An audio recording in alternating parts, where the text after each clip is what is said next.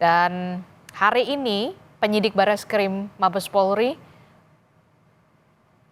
memanggil atau mengundang klarifikasi dari Presiden ke-7 Republik Indonesia Joko Widodo terkait dengan dugaan kasus tudingan ijazah palsu, dan lebih lengkapnya terkait dengan bagaimana proses penyelidikannya sampai saat ini kita akan tanyakan kepada Komjen Purnawirawan Susno Duaji, Kepala Badan Reserse Kriminal Polri 2008 hingga 2009.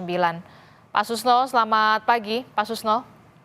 Selamat pagi Mbak, selamat pagi para pemirsa sekalian. Oke, Pak Susno pasti mengamati ya, hari ini Presiden ke-7 Republik Indonesia Joko Widodo memenuhi panggilan undangan klarifikasi terkait dengan dugaan kasus tudingan ijazah palsu. Jadi sebenarnya biasanya dari sepengetahuan Anda atau sepengalaman Anda pada saat kabar reskrim ini, undangan klarifikasi ini klarifikasinya semacam apa sebenarnya? Baik, ini bagus sekali ya. Suatu pelajaran hukum bagi bangsa Indonesia bahwa siapapun yang diminta keterangan atau klarifikasi oleh penyidik aparat penegak hukum, dia harus datang patuh pada hukum. Bagus ya. Kemudian klarifikasi itu untuk mencocokkan informasi-informasi yang sudah diterima, dan ini belum sampai pada tahap penyidikan atau pembuatan BAP sebagai saksi. Ya. Jadi belum pro justisia, ini baru keterangan-keterangan mengklarifikasi, misalnya apakah ini betul ijazah Bapak, apakah betul ini adalah kopi dari ijazah yang Bapak pegang, dan seterusnya dan seterusnya. Klarifikasi itu adalah pencocokan. Ya. Nah, nanti kalau udah cocok semua, sudah masuk tahap penyidikan, baru dibuat berita acara pemeriksaan sebagai saksi atau sebagai tersangka atau sebagai apa, sesuai dengan apa peran dia di dalam perkara yang sedang disidik oleh Polri.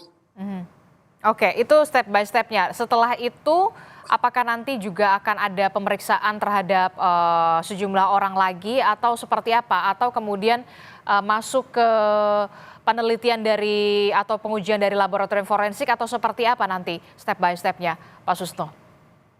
Ini sebenarnya sangat mudah ya membuktikannya.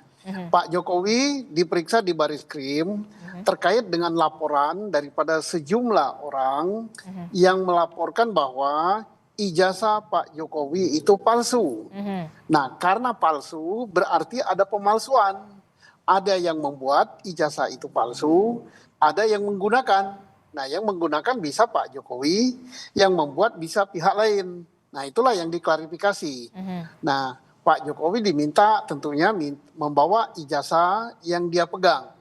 Nah, ijazah yang dipegang oleh Pak Jokowi itu tidak terlalu sulit untuk membuktikannya apakah tuduhan itu palsu, apakah tuduhan itu tidak palsu.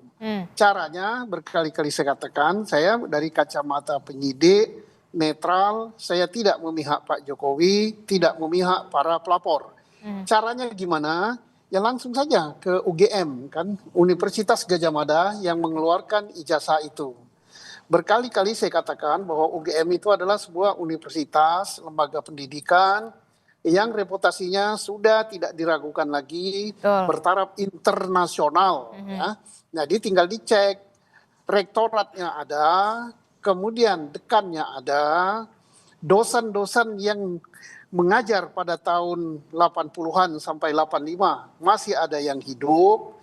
Teman-teman kuliah Pak Jokowi, kalau betul dia kuliah di situ, masih ada yang hidup. Kemudian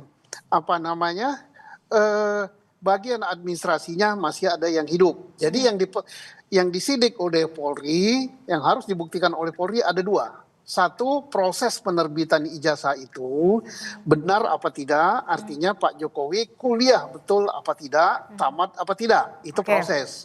Yang kedua, mengenai keaslian daripada ijazah yang dikeluarkan.